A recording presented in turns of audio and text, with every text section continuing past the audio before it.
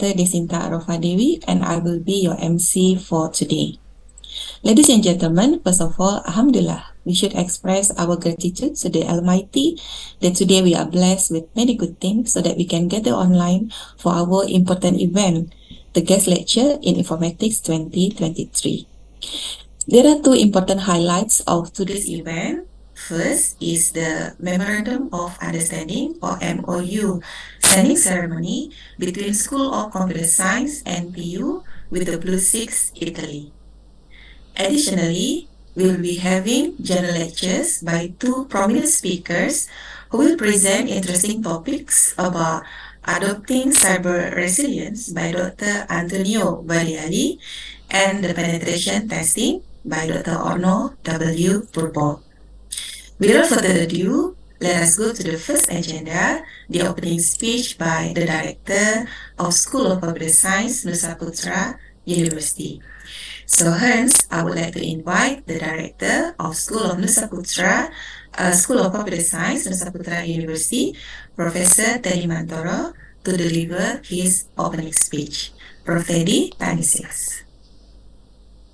Thank you very much, Dr. Desinta, for your nice opening and nice introduction also. So, Bismillahirrahmanirrahim. Assalamualaikum warahmatullahi wabarakatuh.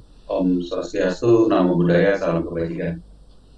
So, first of all, I would like to welcome to everyone here, especially a couple of our prominent guests, Dr. Antonia Ferrari from Italy, from Blu5, and then Dr. Orno Purbo, my maybe long life of friendship so far until today.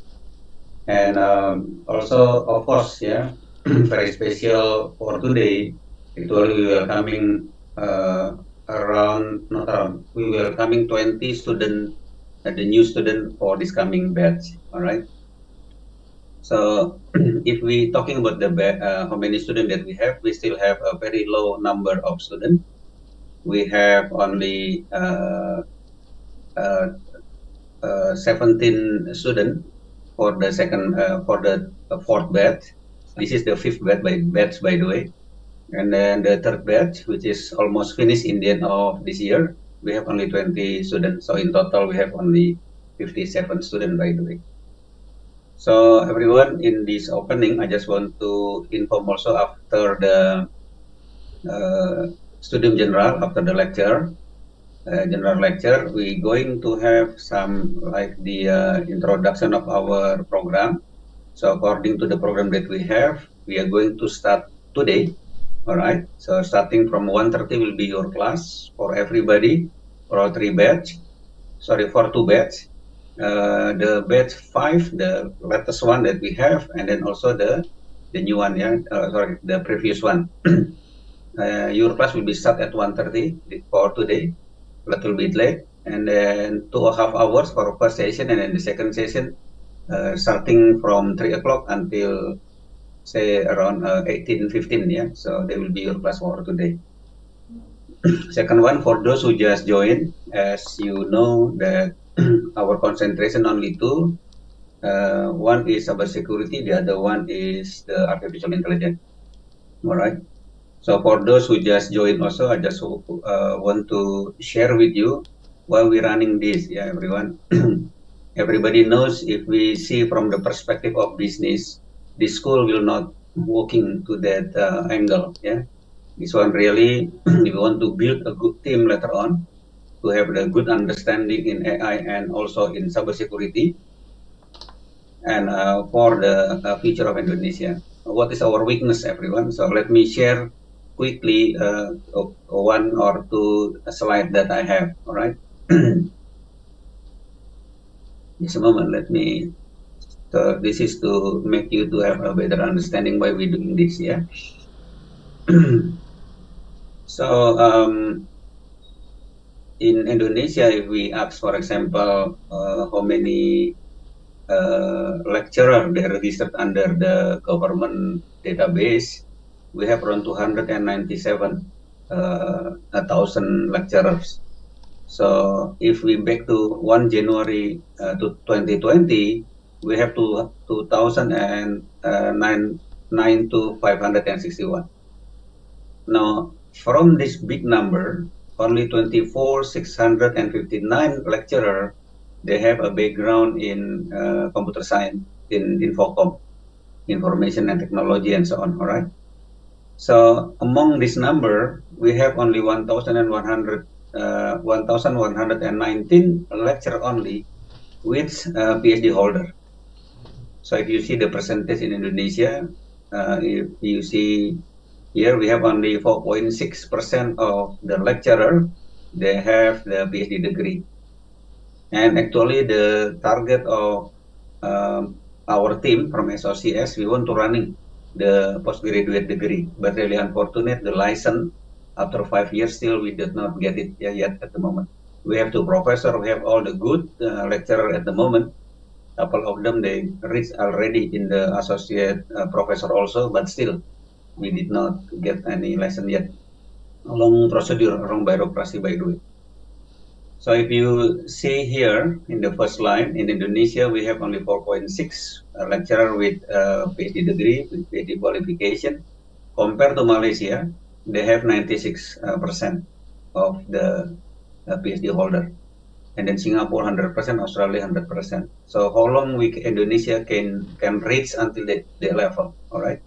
So based on my calculation, we need to have like 39.5 years if nothing happens.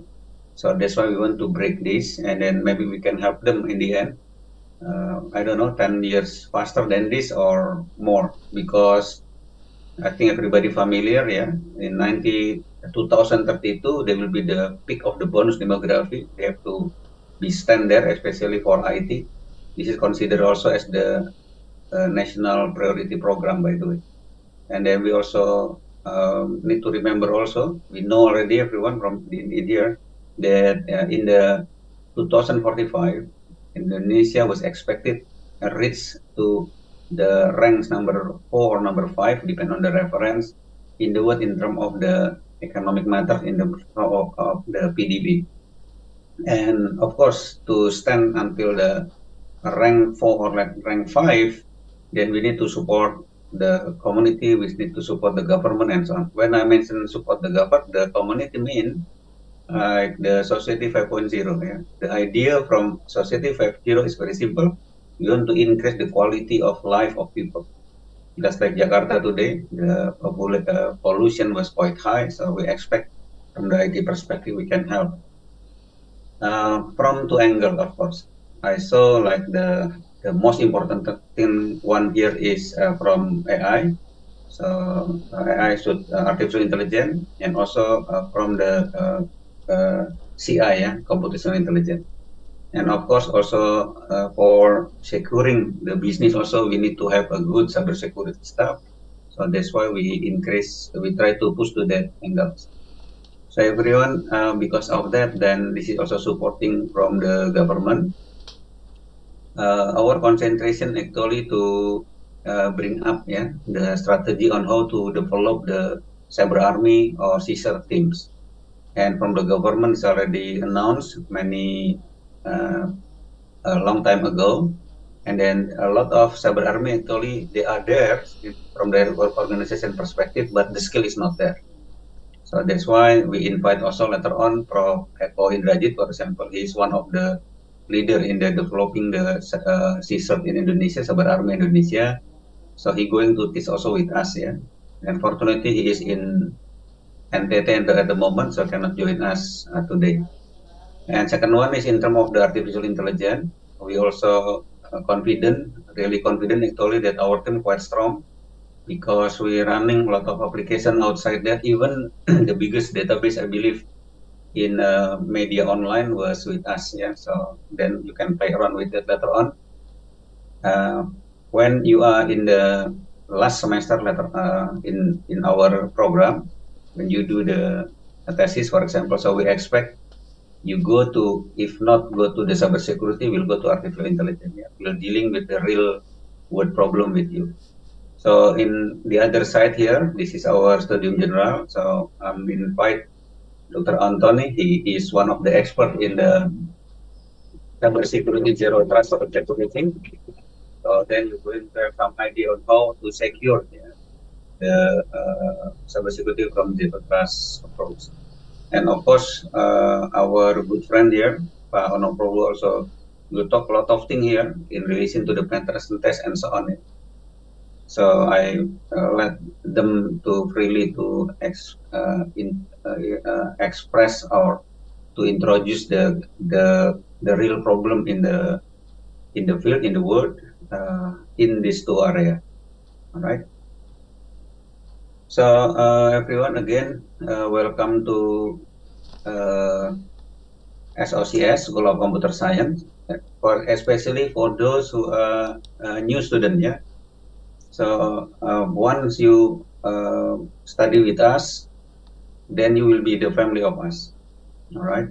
So the alumni, for example, will be still together, talk with us, and then we can create a lot of activity here, and then including for example, like we can show and tell program and so on. Yeah, a webinar every years. Usually we running at least 10 times of our webinar to educate, to introduce the technology to the community. Yeah, I can mention also here. We also can mention when everyone talking about generative AI. So we already developed something and we already announced also to the public, yeah, through the webinar that we have. I hope you still remember also. Some of you, I believe, joined at the time about the deepfakes, for example. We show the approach of us, yeah, on how to detect the defect and how to improve the defect become not easily to be detected also. So this kind of considered as advanced technology, we want to bring ourselves in the front and then sharing it to the community. So I think that's all as the introduction. After the general lecture, there will be another session, opening session for the new students. So during that time, I'm going to go to the detail of what kind of program, what kind of curriculum that we have in detail. All right, and the mechanism on how to study with us, your student card, and so on. Then going to spare it also with that.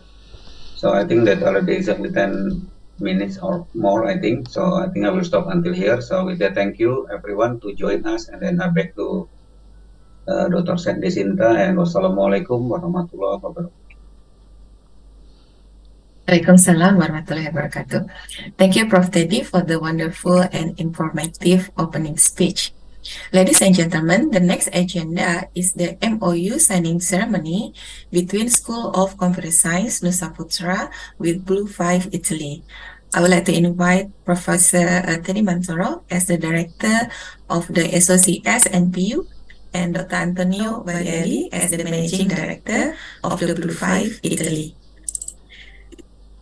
Ladies and gentlemen, for your information, the MOU signing ceremony has taken place previously in Jakarta.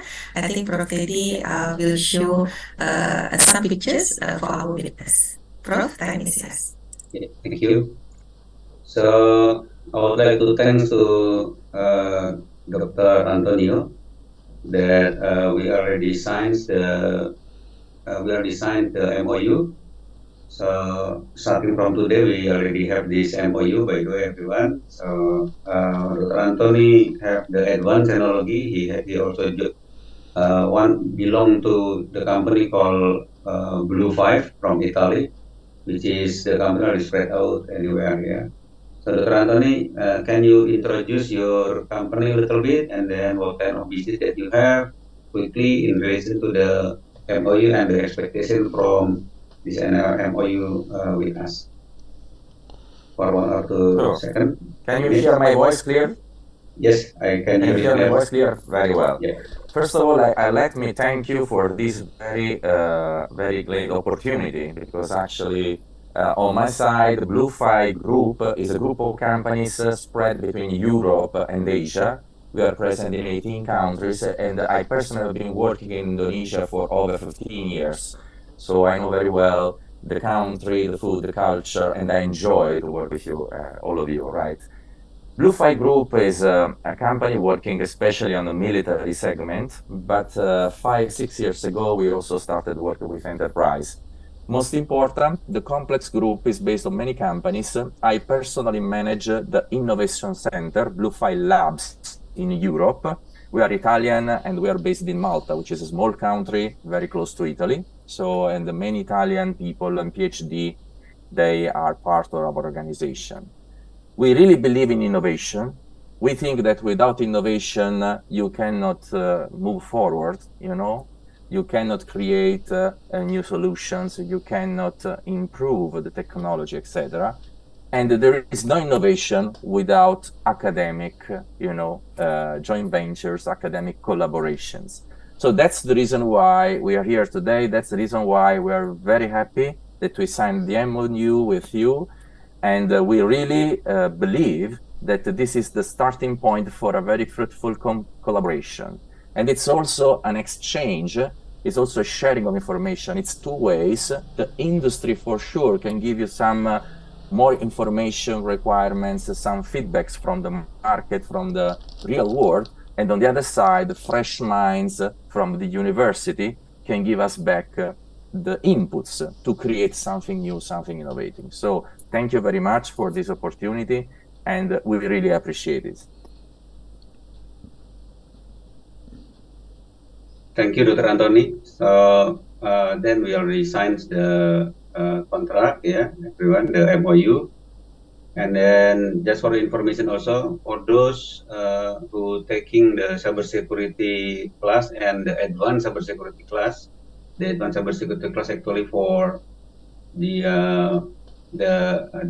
student in the second year, then in the third semester. So each of the class, you're going to have one session, yeah. Repeat again, 2 sessions, 1 day with Dr. Anthony later on. So thank you, and then back again to Dr. Desinta.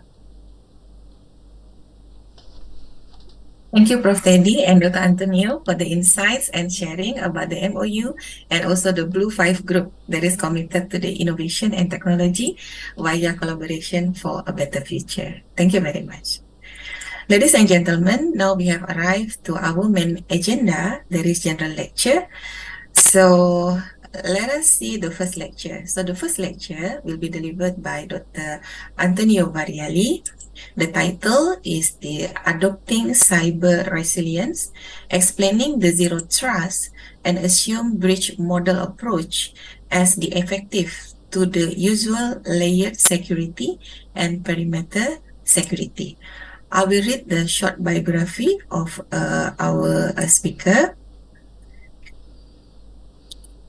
So, Dr. Antonio Variali, holding a master degree in electronic engineering and PhD in microelectronic, commenced his professional journey at ELT as a system-on-chip hardware and software developer.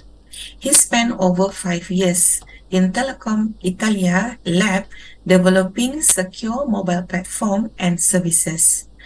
Driven by a huge passion for innovation and creativity, Dr. Antonio produced several patents in a few years. After completing a master in business and telecommunications, he worked as an ICT and security consultant for the European and Asian companies. In the academic realm, Dr. Antonio has actively collaborated with numerous universities, polytechnic, and national research centers worldwide, further emphasizing his commitment to knowledge sharing and fostering innovation. He moved to Blu5 Private Limited in Singapore to lead the research and development team, creating a portfolio of the hardware and software platform and product for the government and businesses to enhance their security posture and increase the efficiency. He finally founded Blu5 Limited. The website is www.blu5labs.eu in Malta to better serve the Western markets coordinate the R&D team spanning the globe and create new technologies and solutions like SE Cube, reconfigurable silicon, and SE Link, trademark zero trust secure virtual networking to respond to the ever-challenging market requirement. So in short, Dr. Antonio Barelli have 22 years experience in information security leader for embedded system, ICT, IT, including 8 years as Telecom Italia project leader. And then the author of the 11 patents covering the embedded system, secure telecommunication, information technology, mobile security, SD card, and also Multimedia Card Association executive member. So that will be the introduction. Dr. Antonio, time is yours to deliver your insights. Thank you very much for the introduction. Okay, so we can start. I have some slides to share with you. Let me try to share my screen, and please confirm that you can see my screen. Yes, we can see there clearly. Very well, very well. So I would really like that the session is a little bit, interactive. So if you have any curiosity or if something is not clear, please interrupt me at any time, because otherwise it becomes very boring, one way. We always like two ways. Any interruption on your time, it's something very valuable for me, okay? So please don't be shy. Let's start with this presentation on, there is an overview of what we are going to see in the cybersecurity lectures. And Professor, how much time do you have for this presentation? Is it 1 hour?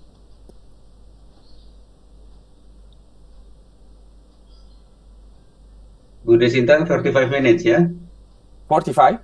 Yeah, 45, and then okay. The second speaker will give a talk, and after that, okay, very good. So I will be very fast, don't worry. Okay, so actually, adoptive cyber resilience. Cyber resilience is a new way, is a modern way to approach cybersecurity, and we will see that is complementary, and in a certain way is more effective. Because the cyber resilience is based on new concepts like assumed breach models, zero trust, and many others. The assumed breach model is very interesting because normally cybersecurity has one focus. I want to create a fortress. I want to create walls and barriers in a way that I cannot be breached. However, the question is, what happens when you are breached? So the cyber resilience starts with the assumption that your system, your computer is already breached, and still you have a way to be secure. So it looks crazy, it looks like magic, but this is the modern cybersecurity, the cyber resilience. During the lectures, and of course in this overview, we will pass through these 5 points. What is the challenge? Because you know that the investments in cybersecurity globally are going to increase even more in the next years. And what do you expect? You expect that the number of successful cybersecurity attacks will decrease, but it is not true, and we will see the numbers. So the current strategies are just based on sometimes very good technologies, but they were working in the information security time, so 10 years ago or more, but now they are obsolete sometimes, and there is some misalignment. As a consequence, if you still use old tools, traditional tools, to be protected or to face modern, attacks, the consequence is that you create a multi-layer security. Too many layers makes complex infrastructures, and complex infrastructures generates human errors, misconfigurations, and increased vulnerabilities. So the proposition is to change the mindset, to adopt the cyber resilience, which is the next step of cybersecurity, which is simple, cost-effective, based on new concepts and paradigms like zero trust and assumed breach models. We will also see the inversion of logic and also change of paradigms. And as a benefit, you have the tools and the new mindset to redefine the cybersecurity foundations. And you will see that we can do something that is unbelievable. Just to give an anticipation, you may create an entire data center without any public IP address, without opening not even one single port. It means that if you want to do a penetration test, there is nothing to penetrate. It looks like magic, but it is possible with the new foundation. We will see. Let's start with the first topic, the budget. The question is, if you spend more today in cybersecurity solutions, what is the result? Do you reduce the number of attacks or not? The numbers, unfortunately, are not so good because this is the projection till the 2025. This is from Gartner and other analysts. So as you can see, the number, the budget is increased. It's been increasing in the years, and every year people spend more. The prediction, the projection in cybersecurity is the estimation of 1.75 trillion between 2021 and 2025. So what do you expect when you invest more in something? You expect that you are more protected. But unfortunately, despite the investments, the number of successful attacks is increasing even more. For 2022, the projection was 79% more than previous year, but we touched the 174%. I cannot imagine what happens by the end of 2023. So actually, there is something that is not working. So people started to question whether you spend more actually reduce the cyber incidents. Or on the other side, when you introduce new technologies, new solutions in your organization, you are just increasing the complexity. And when you increase the complexity, you increase the possibility that the people cannot control anymore the organization. You increase the number of vulnerabilities because every new layer comes with security, but it also comes with vulnerabilities as well, and also misconfiguration because of the complexity. So actually, the first time at the end of 2021, Gartner projected this slide, which is a provocation.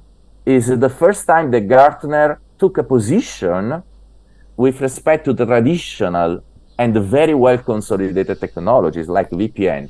This slide, this picture is not against the VPN, it's just symbolic. It's a way to say that it's time now to review the security procedures, the security approach, the security methodologies. Why? Because the traditional way is not working anymore. The numbers are very clear, okay?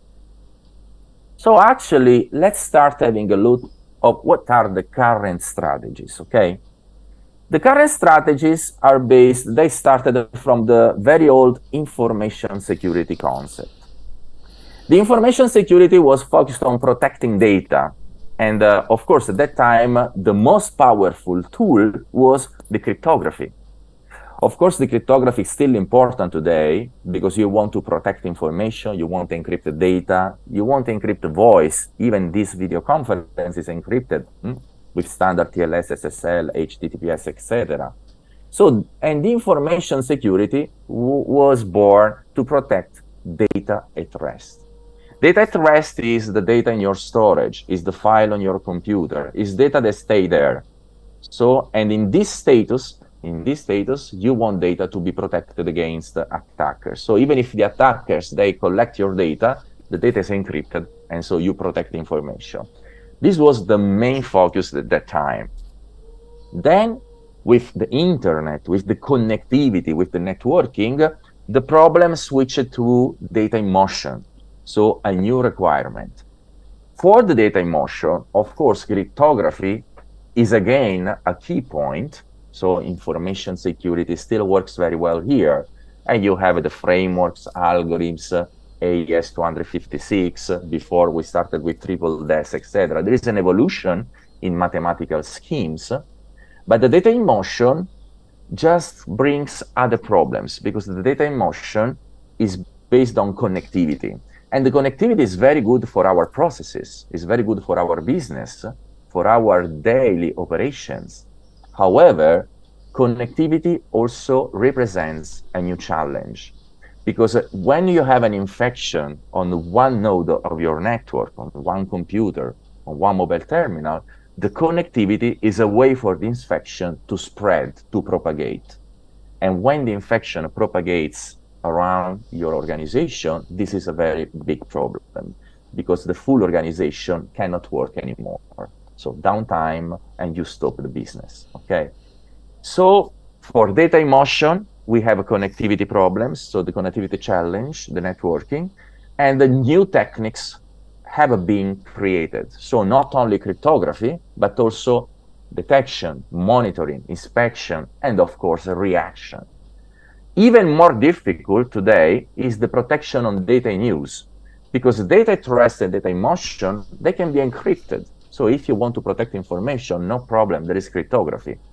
But when data is in use, when you are writing your Word document, or when you are looking at your Excel files, PDF, whatever, you cannot use encryption anymore unless you put an encryption on your eyes, and it's not the case, of course.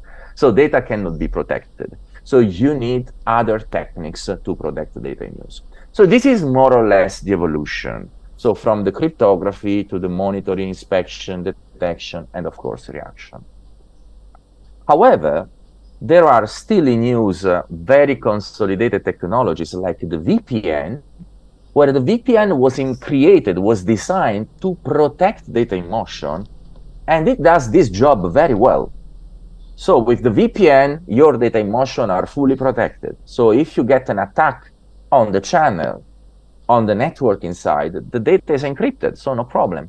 Unless you have a quantum computer attacks. We will talk a little bit later about this, because you know that with the quantum computer, the traditional mathematical frameworks like all the asymmetric technology, all the asymmetric mathematics, all the PKI certificates, elliptic curves, Diffie-Hellman, RSA, they are not anymore secure. There is a NIST document, the first publishing was in 2015, and they declare officially that against quantum computer attacks, this kind of mathematics are not anymore enough sufficient, okay? So actually there are new frameworks coming with post-quantum algorithms, but still, you know, it's an evolution. But the real problem here with the VPN is not encryption. Encryption can be done in a very good way. The VPN create connectivities. And when you have this connectivity, if your endpoint is compromised, the attackers can use the VPN connection to propagate, to penetrate your organization. Why? Because the VPN is a very traditional cybersecurity technology that was focused on in protecting data, not in controlling who is accessing the organization or what is passing through the VPN. In principle, the VPN can encrypt data like documents, but can also encrypt part of the malwares or part of a ransomware that propagates to your data center, to your cloud, etc. So this kind of technology that is very consolidated is still very good for protection of information, but it's not good in controlling the propagation of malware or infections. So actually, today the VPN is considered a risk more than a protection. And still, how many organizations in the world are using a VPN? Okay, of course, it's difficult to change things, to change the mindset, but it's time now to start thinking that the traditional cybersecurity is not enough anymore.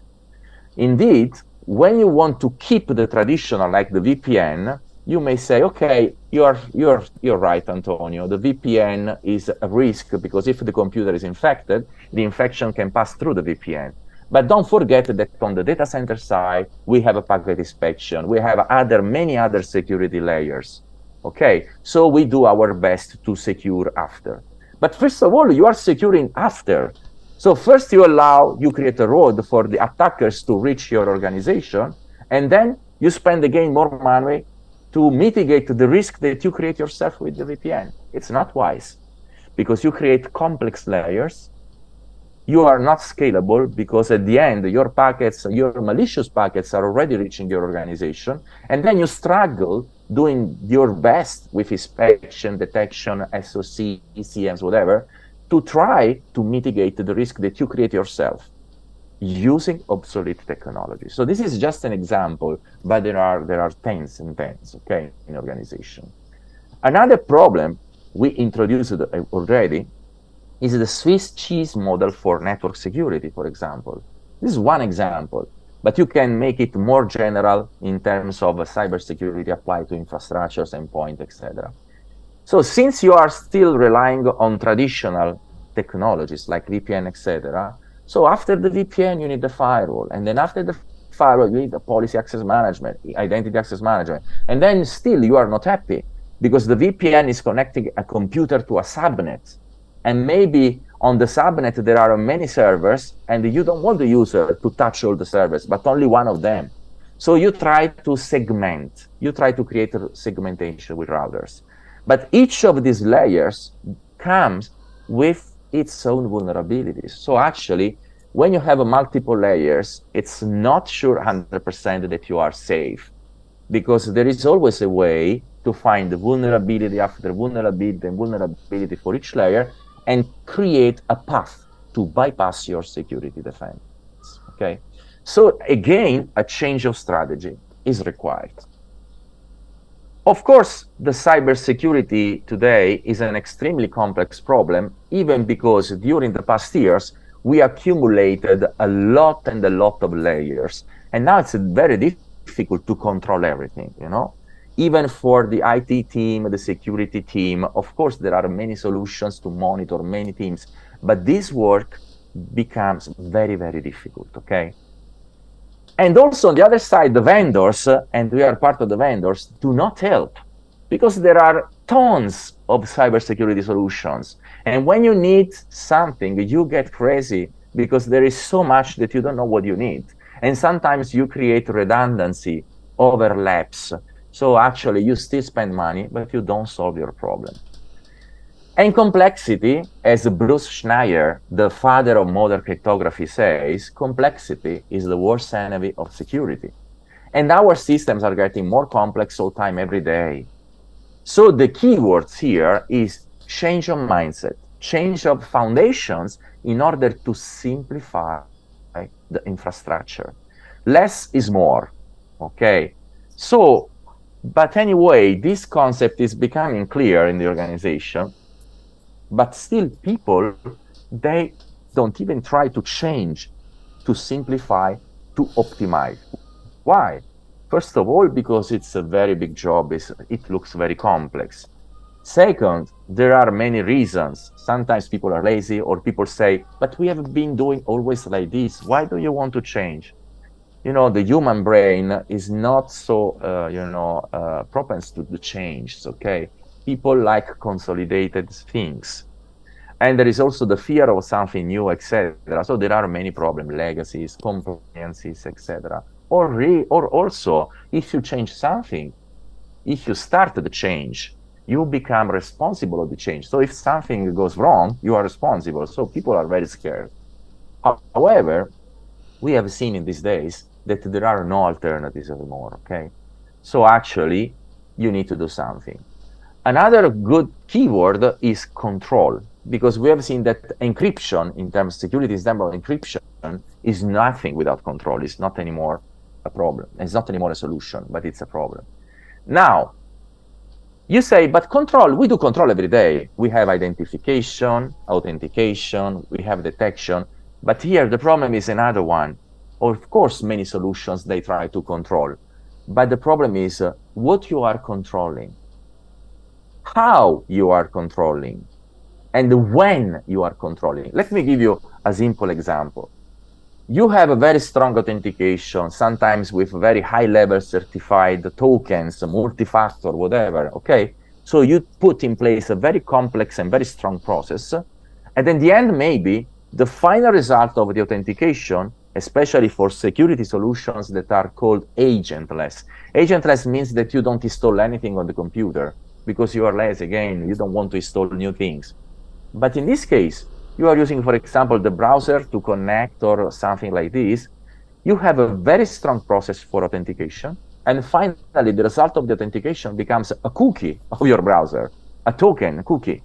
So everybody can extract the cookie and impersonate the person, the user, okay? So actually, sometimes you spend a lot of effort for very strong processes, and finally, the result becomes a very weak thing that everybody can change, everybody can replicate. So the control must not be done only once. the control must be done before granting any access, and after granting the access, you still need to control. Otherwise, you get the same error of the strong authentication at the beginning, and then you forget. Through the session, everybody can replicate the session. And what do you want to control? People, of course, identity, authentication, but people is not enough anymore. Devices. You need to control the devices. You know that today, IT market is very big. There are millions and millions of potential IT users. But on the other side, there is OT market or IoT market, Internet of Things. And if on the IT market, there are millions and millions of users, in the OT IoT market, there are 100 billions and billions of devices. So it's very important to use proper techniques to control the device, not just like the IP address and the MAC address. Everybody can change the IP address of your computer or the MAC address. It's not unique, it's clonable. There are other techniques. During the lectures, we will see techniques like physical unclonable functions. The physical unclonable function is technically something very consolidated. The first physical unclonable function strategies were created in 1980s, okay? And they are very interesting because they are not clonable. They are based on a concept of manufacturing concept of the silicon. Every device is based on silicon.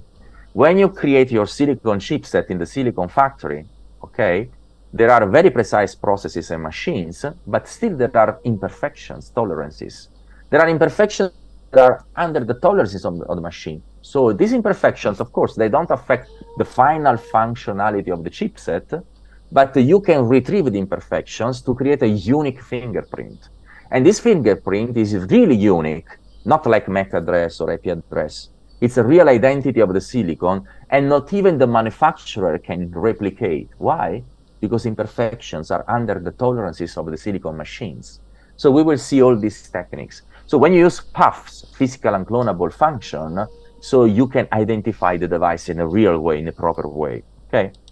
So this is an innovative thing, but it's not a new thing. So it's something that starts from the manufacturing process, and we want to apply to cybersecurity. So when you create innovation, you don't need to create new things. Sometimes you just get some process in a domain, manufacturing, silicon manufacturing, and then you use in another domain, cybersecurity. And when you move with techniques from one domain to another domain, you create innovation, okay? So we will see a lot of these examples during the lectures.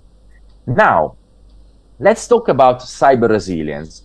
We have seen what is the challenge. We have seen what are the limitations of the traditional way. Now let's have an overview. Let's have a look at cyber resilience. What is cyber resilience?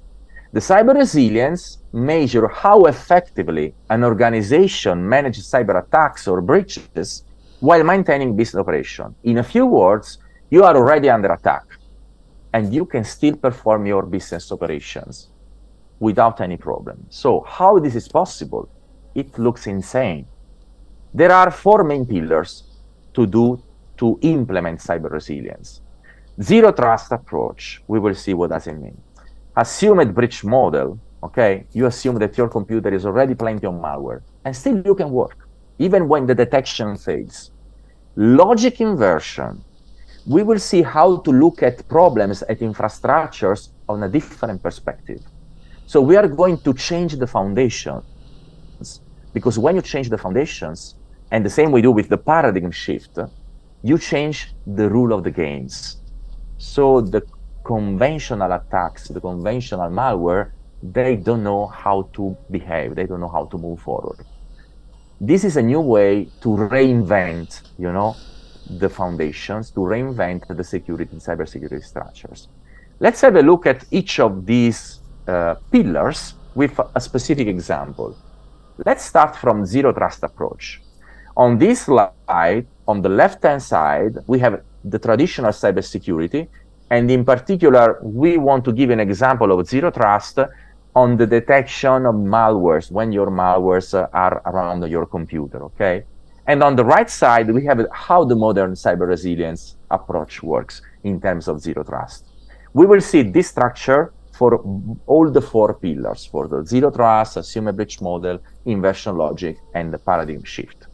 In this case, when you use traditional cybersecurity, anti-malware, anti-ransomware, detection system, EDR, there are many solutions.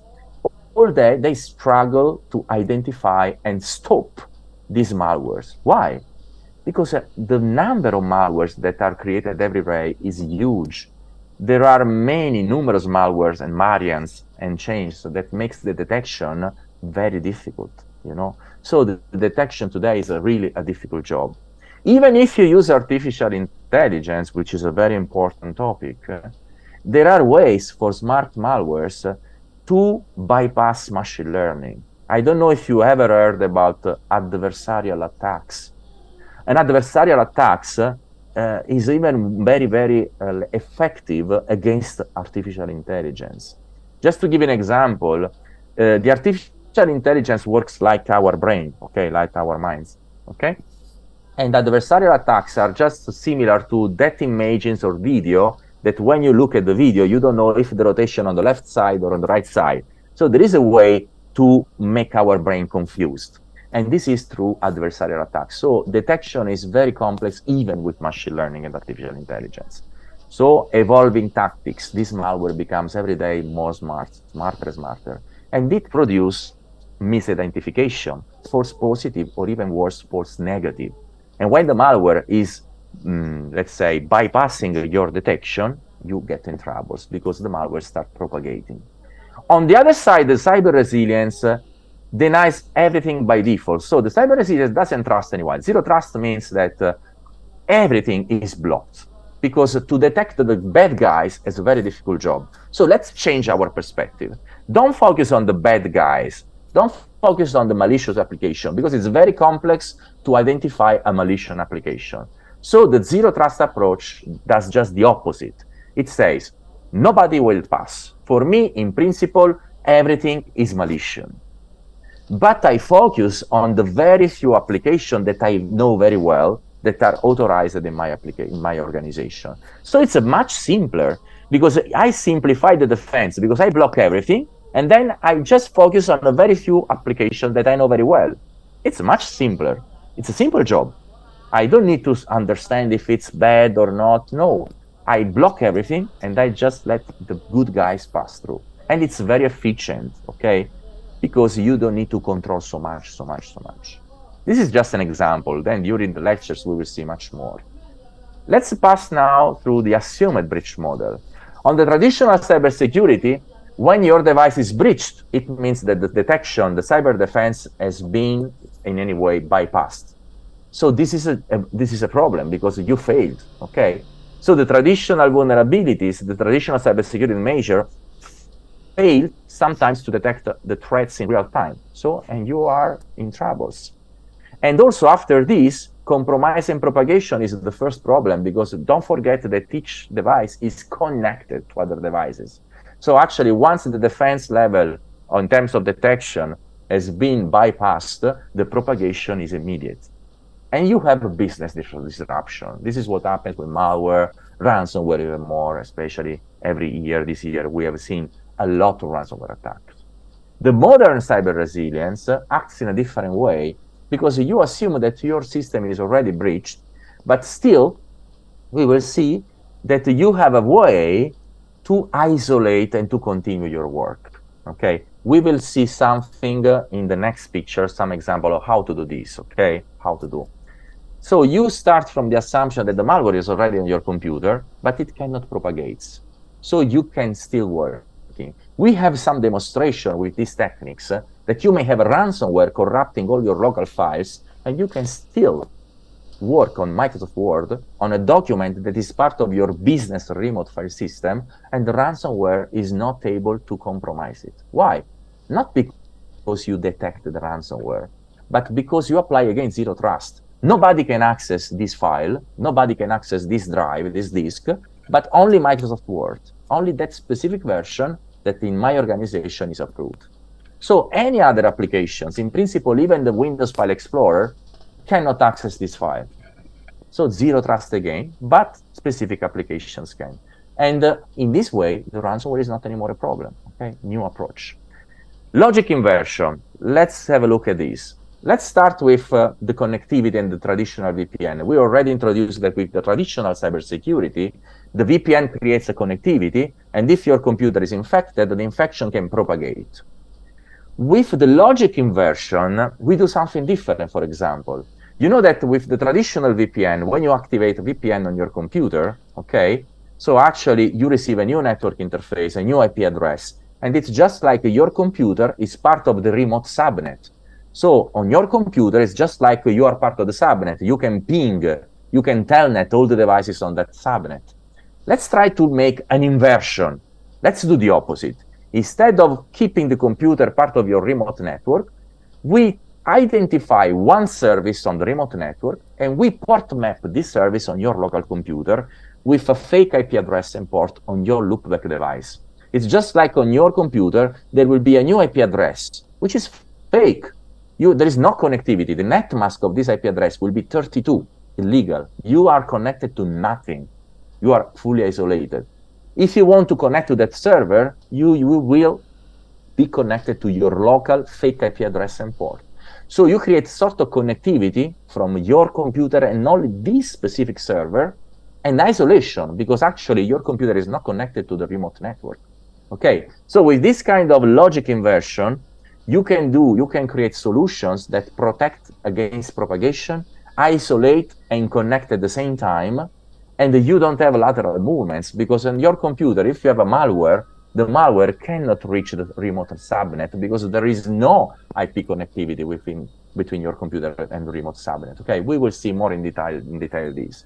So the logic inversion is a change of mindset. Okay, it's very powerful. And finally, the paradigm shift. Again, you change something. For the traditional cybersecurity, when you have a server exposing a service, you need to have a reachable and published public IP, static, because I need to reach the server, and you need to open at least one port. And when you open ports, there are people, you will see in the next session, that when you do penetration tests and vulnerability assessment, the first thing that you do, you find how many ports, which ports are open, and behind the port, if there is a service with very well-known vulnerabilities. So in this case, I try to exploit vulnerabilities. But what if you change the paradigm? Instead of using the traditional client-to-server topology, you shift to a client-to-client. What is a client-to-client? Client-to-client allows you to send packets to the target, to the destination, without having not even one single port open. You say, how this is possible? If I have a service, I want to send packets, I need to open one port at least, otherwise how can I send packets? Actually, we are doing this right now, in this moment. In this video conference, I am sending my IP packets with my voice, my video, etc. to your computer, and your computer is not a server. Maybe you are connecting from home, you don't have a public IP address. If you close all the ports of your Windows firewall in this moment, my packets is still passing through. Why?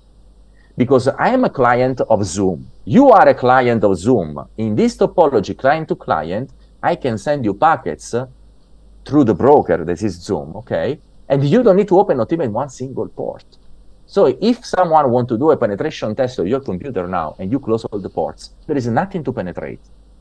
Can you understand how strong, how powerful is this paradigm shift from client to server to client to client?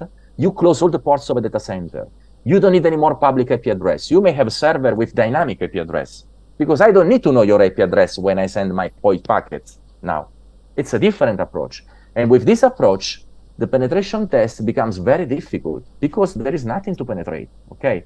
So this is cyber resilience. The cyber resilience is a new mindset. On one side, the traditional cybersecurity is still essential, of course, to create protection strategies, etc. But when you go for cyber resilience, even when the detection is failing, you are still protected, because the security is not anymore in the implementation. Security is in the topology. Security is in the change of the foundations. Okay, just to summarize what we have seen now, we have this one table. On the right side, we have modern cyber resilience, and on the left side, traditional cybersecurity. The nature of traditional cybersecurity, my focus is to create a fortress. But then if someone is breaching the fortress, you are done. On the other side, modern cybersecurity, I don't want to create a fortress. I want to create some new strategy in terms of processes, topology that isolate and connect people, okay? So even if I'm already breached, it's not a big issue. I can sacrifice my computer, but I don't want that this computer infection propagate to the infrastructure. Adaptability.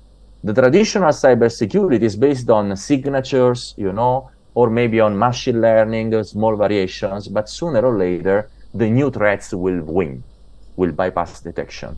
With the modern cyber resilience, assume a breach model, you don't need detection anymore. You assume that the malware is already there, but the topology will help you because the malware cannot spread. So you can still work in your organization even if the malware is there. The scope. The traditional cybersecurity is focused mainly on measures like firewalls, intrusion detection, antivirus, etc. The modern cybersecurity is more based on new topology, holistic processes, etc. In terms of connectivity and infrastructure, the traditional cybersecurity might expose servers risk through public IP address, open ports, etc. On the other side, for example, with the change of paradigm client to client, you don't need public IP address on your data center. Can you imagine an entire data center with no public IP address, with no open ports? So you don't need firewall anymore. And you will see you don't need the router for segmentation, okay? So actually, this is very powerful. And finally, endgame. The traditional cybersecurity aims to create a fortress, and each breach is considered as a failure. On the other side, the cyber resilience is aware that today's complex landscape, in this kind of scenario, it's impossible to create a very strong fortress. So you need to learn to live with the threats, live with the malwares, okay? And again, you have a change of topology, new strategies, new foundation to reinvent an infrastructure in a way that even if you are breached, this is not a problem for your infrastructure, okay? For your organization. In conclusion, during the lectures, we will see how to embrace cyber resilience. How? With techniques that are very innovative, a transformative mindset that allows you to reimagine, to reinvent the security foundations. Simplicity and complexity, how to create a simple infrastructure, removing layers, okay, with also very good impact on the final cost. And you create simple foundational solutions. Rethinking paradigms. So you can create unique scenarios through the logic inversion and paradigm shifts. We will see a lot of examples. And finally, you get a lot of strategic benefits in terms of streamlined infrastructure, very lean, very simple, to eliminate redundant layers that today, they just create new vulnerabilities and just provocate or generate misconfigurations. And you can reduce, for the first time, both the cost and the risks. Because sometimes if you want to reduce the risk, you need to spend more. But with the new cyber resilience approach, you spend less, and at the same time, you reduce the surface of attack. Okay, so this is just an overview of the cyber resilience. I really hope that you find this very interesting. It's very innovative, it's a new approach. It's not new for the military market. We have been adopting this for over 10 years.